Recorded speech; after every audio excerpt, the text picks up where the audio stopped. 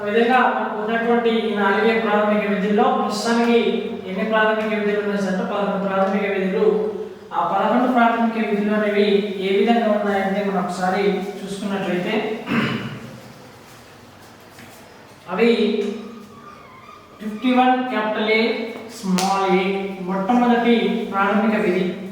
మరి ఈ మొట్టమొదటి ప్రాథమిక విధి అనేది మనకు ఈ యొక్క భారత రాజ్యాంగంలో పేర్కొనబడినటువంటి ఒక భారతీయ పౌరుడు తాను చేయవలసినటువంటి కర్తవ్యంలో మొట్టమొదటి కర్తవ్యాన్ని గుర్తు చేస్తూ ఈ యొక్క ప్రాథమిక విధి మన దేశ రాజ్యాంగాన్ని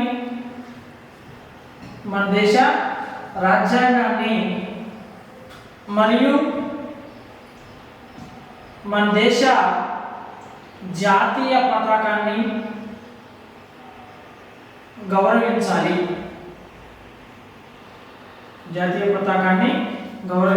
అంటే ఇక్కడ ఉన్నటువంటి 51 క్యాపిటల్ ఏ స్మాల్ ఏ అనేటువంటి మొట్టమొదటి ఈ యొక్క రాజ్యాంగానికి సంబంధించినటువంటి జాతీయ పతాకాన్ని గౌరవించాలి. మరి యొక్క జాతీయ పతాకాన్ని గౌరవించాలి మరియు మన భారత రాజ్యాంగాన్ని కూడా గౌరవించాలి. నెక్స్ట్ ఏంటంటే బి ఫ్రెండ్స్ అంటే స్వాతంత్ర ఉద్యమాన్ని ఆదర్శంగా తీసుకోవాలి. స్వాతంత్ర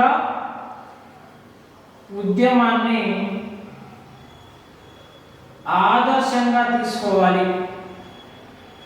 అంటే మన స్వాతంత్ర ఉద్యమం బ్రిటిష్ ప్రభుత్వానికి వ్యతిరేకంగా చేసినటువంటి స్వాతంత్ర ఉద్యమాన్ని ప్రతి భారతీయ పౌరుడు కూడా ఈ యొక్క ఆదర్శంగా ఈ యొక్క స్వాతంత్ర ఉద్యమాన్ని తీసుకోవాలని మన భారత రాజ్యాంగంలో 51 క్యాపిటల్ ఏ స్మాల్ బి అనేటువంటి అధికార భాగం చేర్చడం జరిగింది. ఆ తర్వాత మూడవది సి దేశ సమైక్యత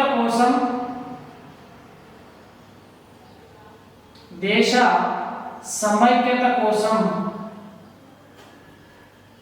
పాటుపడాలి.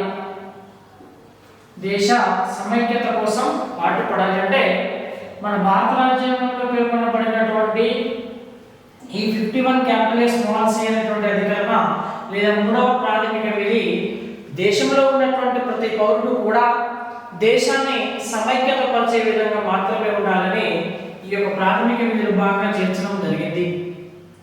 ఆ తర్వాత ఈ డి అనేటువంటి అధికారం ఏం చెప్తుంది సార్ అంటే దేశం కోసం ప్రాణాలు ఇవ్వడానికైనా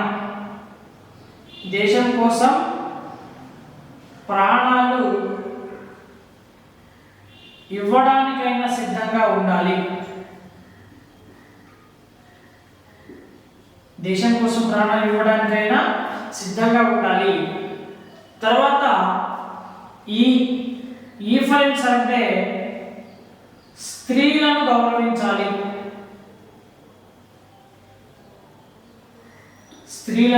గౌరవించాలి. తర్వాత ఎఫ్ ఫ్రెండ్స్ అంటే దేశ సంస్కృతిని కాపాడాలి. ఎఫరెన్స్ అంటే దేశ సంస్కృతిని కాపాడాలి. తర్వాత 7వ ప్రాథమిక విధి ఏం చెప్తుంది సార్ అంటే పర్యావరణాన్ని పరిరక్షించాలి.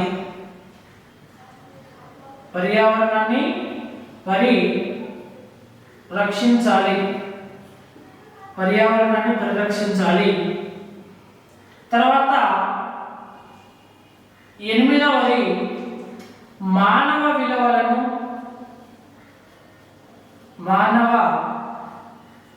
విలువలను మరియు శాస్త్ర సాంకేతిక విలువలను గౌరవించాలి. మానవ విలువలను మరియు శాస్త్ర సాంకేతిక విలువలను గౌరవించాలి. ఆ తర్వాత ఐ ఏం చెప్తుంది అంటే భారతదేశ ప్రభుత్వ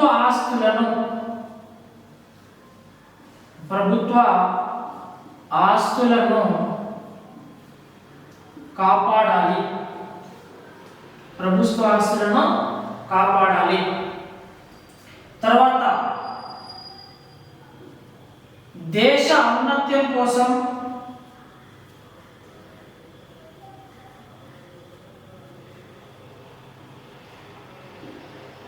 కృషి చేయాలి. ఆ తర్వాత 11వ ప్రాథమిక విధి చివరిగా మనకు ఈ యొక్క 86వ రాజ్యాంగ సభ ద్వారా చేర్చబడినటువంటి విధి 6 నుండి 14 సంవత్సరాలలోపు ఉన్న బాలబాలికలకి ప్రాథమిక విద్యను అందించే బాధ్యత తల్లి లేదా తండ్రి లేదా సంరక్షకుడిదే.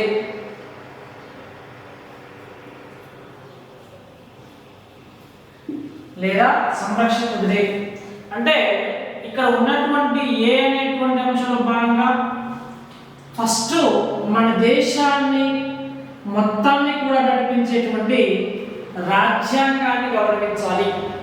ఇప్పుడు ఇక్కడ సింపుల్గా లాజికల్ కూడా మనం వీటిని గుర్తుపెట్టుకోవడానికి అవకాశం ఉంటుంది. అది ఏంటి సార్ అంటే ఇక్కడ ఉన్నటువంటి దీనిలో భాగంగా ఏ ఫర్ ఇన్స్టెన్స్ అంటే రాజ్యాంగాన్ని గౌరవించాలి ఫస్ట్. అదేవిధంగా జాతీయ పతాకాన్ని జాతీయ చిహ్నాలను కూడా గౌరవించాల్సినటువంటి అవసరం ఉంటుంది. రెండవది బి అంటే వీటికి 1 2 కూడా ఇచ్చుకోవచ్చు. 1 2 3 4 తర్వాత 5 6 7 8 9 10 11 కూడా ఇచ్చుకోవచ్చు. కానీ ఏబిసిల ద్వారా మనకు షార్ట్ కట్స్ ద్వారా మనం నేర్చుకోవడానికి అవకాశం ఉంటుంది అనేటువంటి కాన్సెప్ట్ తోటి నేను ఏబిసిలు రాసిన ఎగ్జామ్ పాయింట్ ఆఫ్ ఏబిసిలు అని ఇవ్వచ్చు, 1 2 3 అని కూడా ఇవ్వచ్చు. కాబట్టి ఏ ఫర్ అంటే రాజ్యాంగాన్ని గౌరవించాలి మరియు జాతీయ చిహ్నాలను గౌరవించాలి. బి ఫర్ అంటే బ్రిటిష్ గవర్నమెంట్కి వ్యతిరేకంగా బ్రిటిష్ ప్రభుత్వానికి వ్యతిరేకంగా చేసినటువంటి ఉద్యమం స్వాతంత్ర ఉద్యమం. ఈ స్వాతంత్ర ఉద్యమాన్ని ఆదర్శంగా తీసుకోవాలి. అంటే బ్రిటిష్ ప్రభుత్వానికి వ్యతిరేకంగా చేసినటువంటి స్వాతంత్ర ఉద్యమాన్ని భారతీయ పౌరుడు ప్రతి ఒక్కరు కూడా ఆదర్శంగా తీసుకోవాలని మనకు ప్రాథమిక విద్య 2వ ప్రాథమిక విద్య తెలియజేయడం జరుగుతుంది. తర్వాత మూడవది సి ఫర్ అంటే సమైక్యత. సమైక్యత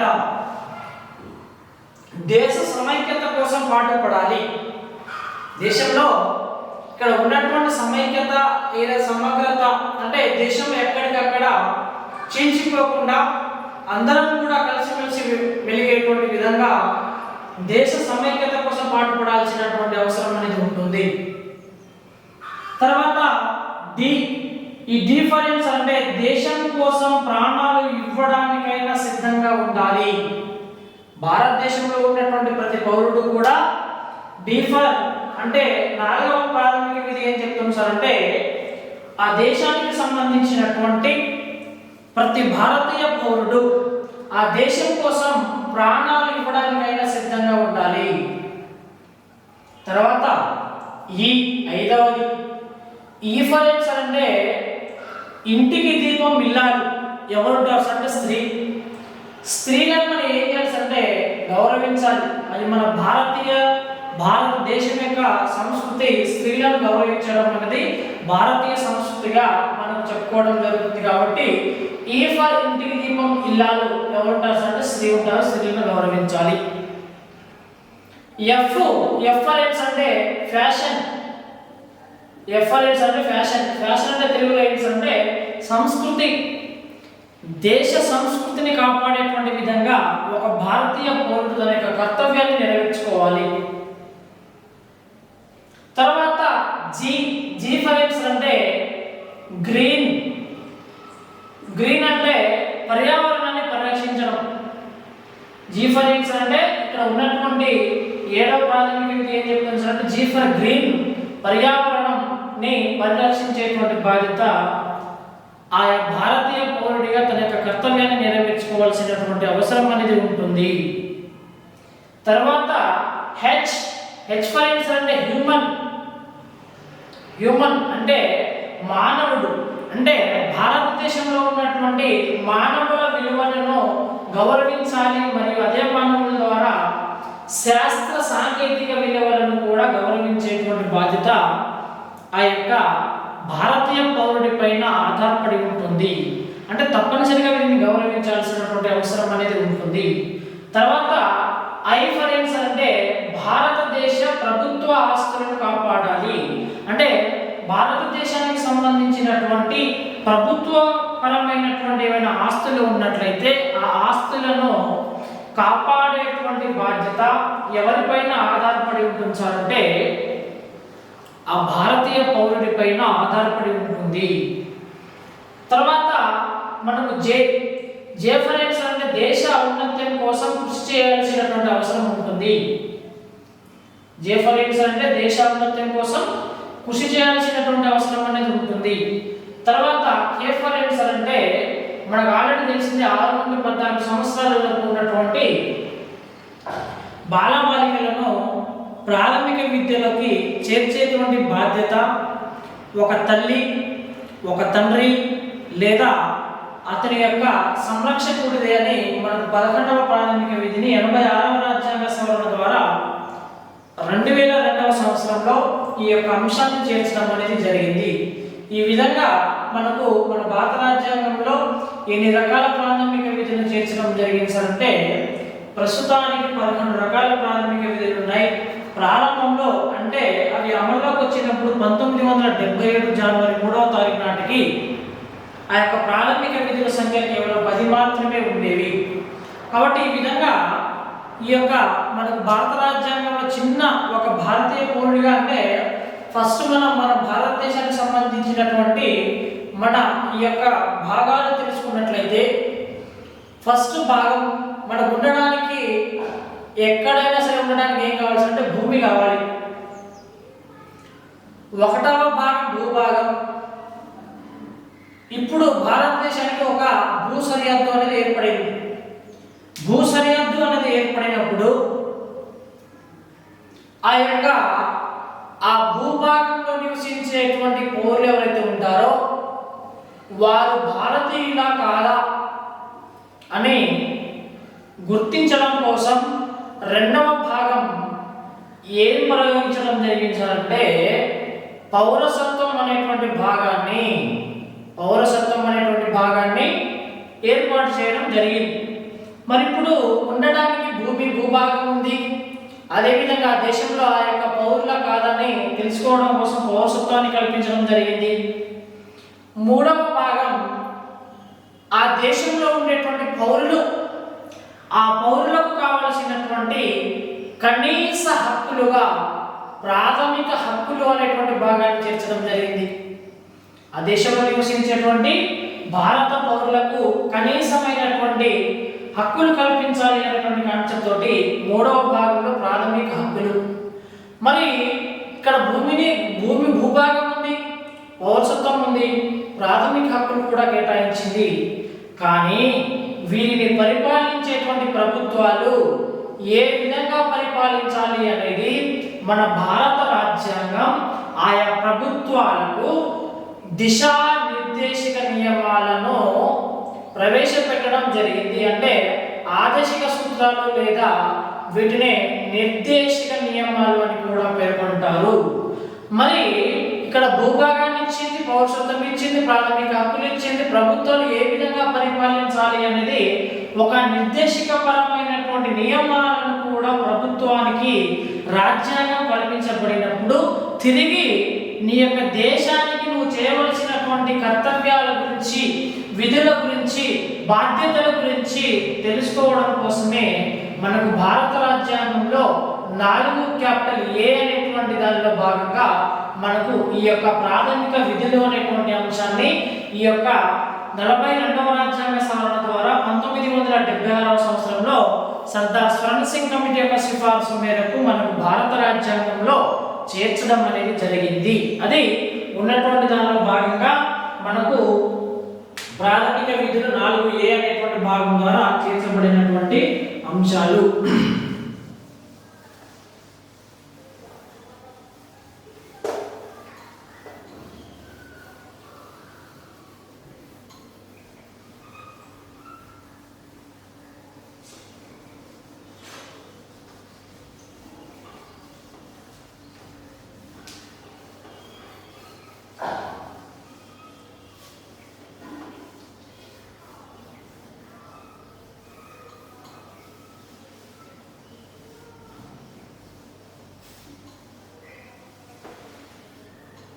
ఆ తర్వాత మన భారత రాజ్యాంగంలో ఉన్నటువంటి భాగం 5వ భాగం అతిపెద్ద భాగం.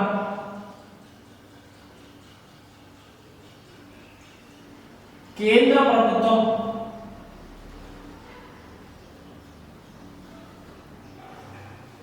కేంద్ర ప్రభుత్వం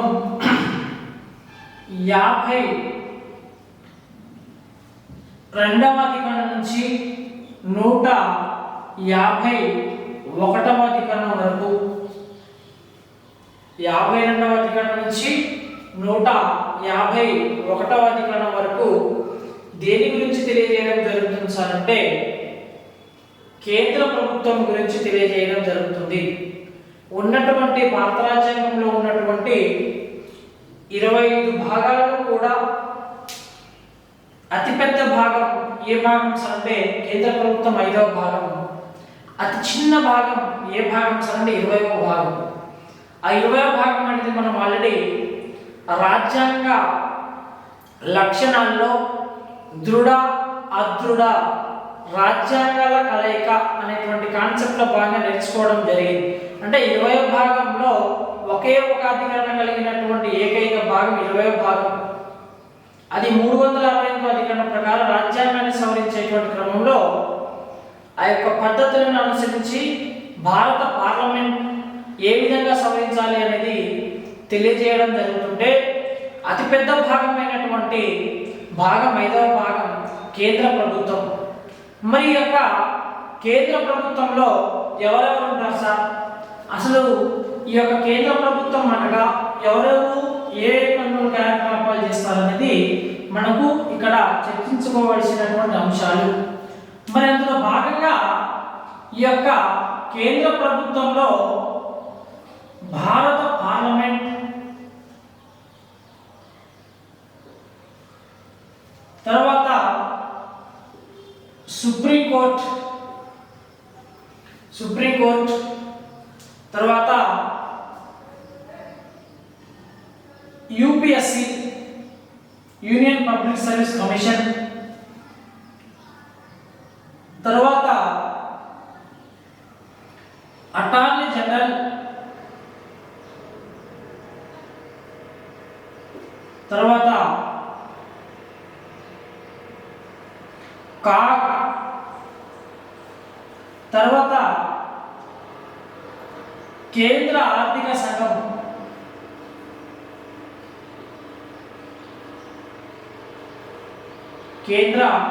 సంఘం, మరి పార్లమెంట్ అనగా మళ్ళీ ఎవరు ఉంటారు అంటే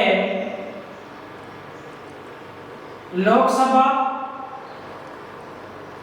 రాజ్యసభ,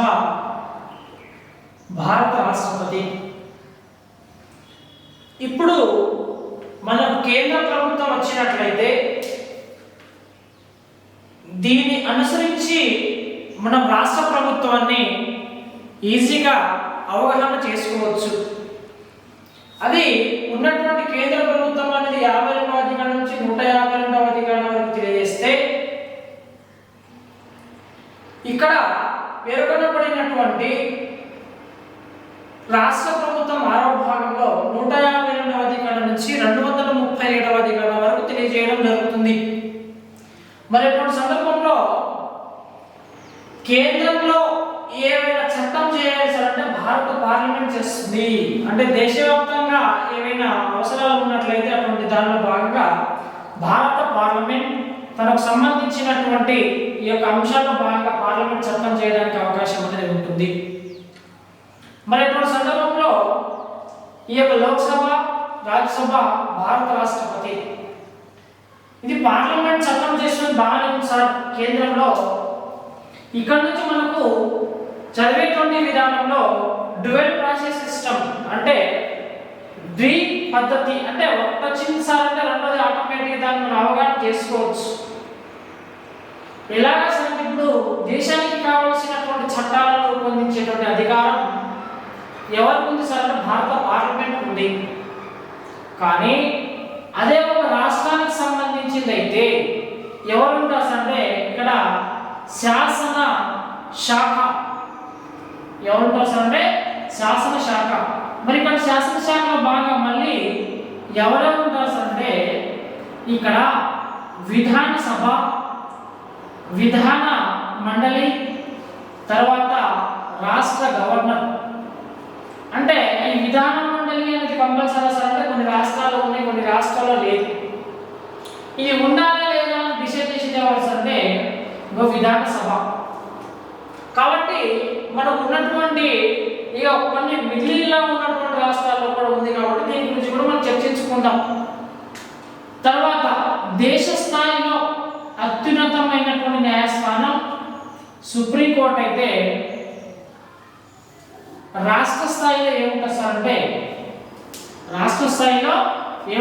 అంటే రాష్ట్ర హైకోర్టు ఉంటుంది. యూపీఎస్సీ స్థానంలో ఏముంటుంది సార్ అంటే ఇక్కడ ఏపీపీఎస్సీ కానీ లేదా టీపీపీఎస్సీ కానీ ఉంటుంది, టీఎస్పీఎస్సీ కానీ ఉంటుంది. ఇక ఉన్నటువంటి అటార్నీ జనరల్ స్థానంలో రాష్ట్రంలో ఎవరు ఉంటారు సార్ అంటే అడ్వకేట్ జనరల్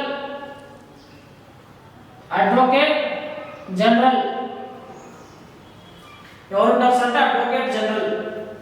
తర్వాత ఇక దేశం మొత్తానికి కూడా ఒకటే ఉంటాడు, కేంద్ర ఆర్థిక సంఘం స్థానంలో రాష్ట్ర ఆర్థిక సంఘం అనేది ఉంటుంది. ఈ విధంగా మనకు ఉన్నటువంటి డ్యూయల్ ప్రాసెస్ సిస్టంలో భాగంగా మనం అవగాహన చేసుకున్నటువంటి క్రమంలో ఇక్కడ లోక్సభకు ఏ విధమైన అధికారాలు ఉంటాయో ఇక్కడ విధానసభకు కూడా అదే విధమైనటువంటి అధికారాలు కలవు. ఇక్కడ రాజ్యసభకు ఏ విధమైనటువంటి అధికారాలు ఉంటాయో ఇక్కడ విధాన మండలి లేదా శాసన మండలికి కూడా అదే విధమైనటువంటి అధికారాలు కలవు. కేంద్రంలో పార్లమెంట్లో భారత రాష్ట్రపతి ఏ విధంగా ఉంటారో రాష్ట్రంలో రాష్ట్ర శాసనశాఖలో భాగంగా రాష్ట్ర గవర్నర్ ఉంటారు. కాబట్టి మనం గుర్తుపెట్టుకోవాల్సినటువంటి అంశం ఏంటి సార్ అంటే ఇక్కడ భారత పార్లమెంట్ సంబంధించి లోక్సభ కానీ రాజ్యసభ కానీ భారత రాష్ట్రపతి కానీ ఈ మూడు కూడా అంటే ఈ ద్విసభ లోక్సభ రాజ్యసభ ఆమోదించిన తర్వాత రాష్ట్రపతి ఆమోదిస్తే చట్టంగా మారి అమలులోకి వస్తుంది. రాష్ట్రంలో విధానసభ, విధాన మండలి మరియు గవర్నర్ వీళ్ళు ముగ్గురు కలిసి వీళ్ళు చట్టంగా మారితే అమలులోకి వస్తుంది. సార్ కొన్ని రాష్ట్రాల్లో విధాన మండలి లేదు కదా అని డౌట్ రావచ్చు. మరి అప్పుడు విధాన మండలి లేనటువంటి రాష్ట్రాల్లో విధానసభ యూజువల్గా గవర్నర్ ఇద్దరు మాత్రమే ఆమోదిస్తారు. కాబట్టి ఉన్నటువంటి రాష్ట్రాల్లో మాత్రం విధాన మండలి తప్పనిసరిగా ఆమోదించాలి, లేనటువంటి రాష్ట్రంలో లేదు కాబట్టి మనం ఏం చేయలేము దానికి. ఇప్పుడు సుప్రీంకోర్టు దేశంలో అత్యున్నతమైనటువంటి న్యాయ వ్యవస్థ, రాష్ట్రంలో రాష్ట్ర హైకోర్టు అత్యున్నతమైనటువంటి న్యాయ వ్యవస్థ. యూపీఎస్సీ స్థానంలో మన రాష్ట్రానికి సంబంధించినటువంటి ఏపీపీఎస్సీ కానీ టీఎస్పీఎస్సీ కానీ ఉంటాయి. అంటే పబ్లిక్ సర్వీస్ కమిషన్ అవన్నీ union public service commission, Andhra Pradesh public service commission, Telangana public service commission. ఆ తర్వాత అటార్నీ జనరల్. మరి యొక్క ఉన్నటువంటి అటార్నీ జనరల్ ఏం చేస్తారు సార్ అంటే కేంద్ర ప్రభుత్వానికి న్యాయ సలహాదారుడు. ఎవరు సార్ అంటే కేంద్ర ప్రభుత్వానికి న్యాయ సలహాదారుడు. మరి కేంద్ర ప్రభుత్వానికి న్యాయ సలహాదారుడుగా ఉన్నప్పుడు రాష్ట్ర ప్రభుత్వానికి న్యాయ సలహాదారుడుగా ఎవరు ఉంటారు సార్ అంటే రాష్ట్ర అడ్వకేట్ జనరల్ ఉంటారు. రాష్ట్రానికి రాష్ట్ర ప్రధాన న్యాయ సలహాదారుడు ఎవరు అంటే రాష్ట్ర అడ్వకేట్ జనరల్. కేంద్రానికి ఎవరు అంటే అటార్నీ జనరల్. కేంద్ర ఆర్థిక సంఘానికి కేంద్ర ఆర్థిక సంఘం ఉంటుంది, రాష్ట్రానికి రాష్ట్ర ఆర్థిక సంఘం ఉంటుంది. కాబట్టి ఇవన్నీ మనం డ్యూయల్ ప్రాసెస్లో భాగంగా చెప్పుకోవడానికి అవకాశం అనేది ఉంటుంది. కాబట్టి కొద్దిగా ఒక కేంద్ర ప్రభుత్వం వచ్చినట్లయితే రాష్ట్ర ప్రభుత్వం ఆటోమేటిక్గా వస్తుంది, లోక్సభ వస్తే విధానసభ వస్తుంది, అక్కడ రాజ్యసభ వస్తే శాసన మండలి వస్తుంది, భారత రాష్ట్రపతి వస్తే రాష్ట్ర గవర్నర్ వస్తుంది. కాకపోతే చేంజ్ అయ్యేటువంటి ఒకే ఒక అంశం ఏంటి అంటే article numbers. Concept as usual both are same, రెండు కూడా కాన్సెప్ట్ ఒకే విధంగా ఉన్నప్పటికీ ఒక కేవలం అధికరణలు మాత్రమే చేంజ్ అవ్వడానికి అవకాశం అనేది ఉంటుంది. కాబట్టి మనం అవగాహన ఎంత పెంచుకుంటే అంత నాలెడ్జ్ని మనం సంపాదించుకోవచ్చు కేంద్ర ప్రభుత్వం మీద, రాష్ట్ర ప్రభుత్వం మీద. కానీ ఒకటి అర్థం కాకపోయినా కూడా మనం ఏం చేయడానికి అవకాశం ఉంటుంది సార్ అంటే ఏం చేయడానికి అనేది అవకాశం అనేది ఉండదు. కాబట్టి ఈ విధంగా మన పార్లమెంట్లో ఇక్కడ రాష్ట్ర శాసనసభలో భాగంగా రెండింటినీ కూడా అవగాహన చేసుకుని చదువుకున్నట్లయితే మనకు రెండు కూడా ఈజీగా అర్థం అవ్వడానికి అవకాశం అనేది ఉంటుంది. ఆ తర్వాత మరి ఉన్నటువంటి ఈ యొక్క పార్లమెంట్ అనేటువంటి విషయంలో భాగంగా మనకు ఎవరు ఉంటారు సార్ అంటే లోక్సభ మరియు రాజ్యసభ మరియు భారత రాష్ట్రపతి ఉంటారు. మరి ఆ రాష్ట్రపతి గురించి ఇప్పుడు మనం తెలుసుకుంటే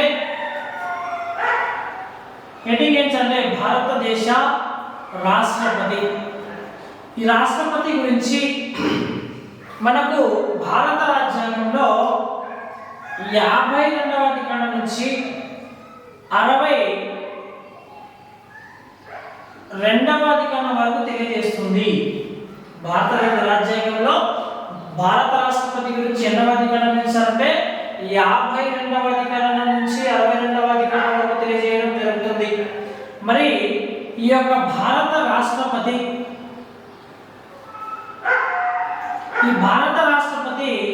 మనకు దేశానికి ప్రథమ పౌరుడు.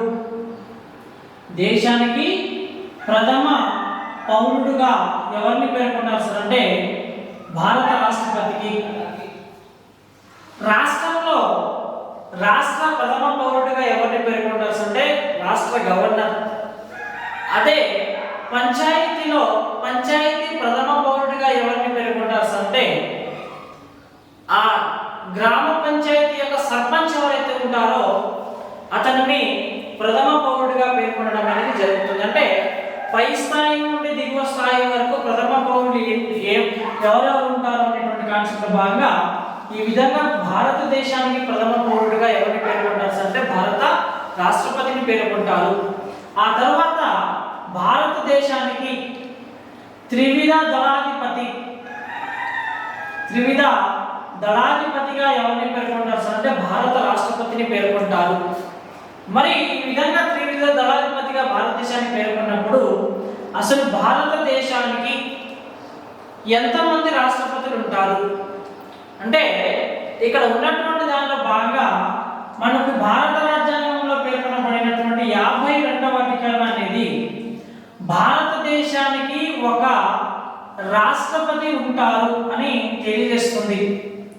భారత రాజ్యాంగంలో ఉన్నటువంటి 52వ అధికరణం ఏం తెలియజేస్తారంటే భారతదేశానికి ఒక రాష్ట్రపతి ఉంటారు అనేటువంటి కాన్సెప్ట్ మనకు భారత రాజ్యాంగంలో ఎన్నవ అధికరణం ప్రకారం తెలియజేస్తారంటే 52వ అధికరణం ప్రకారం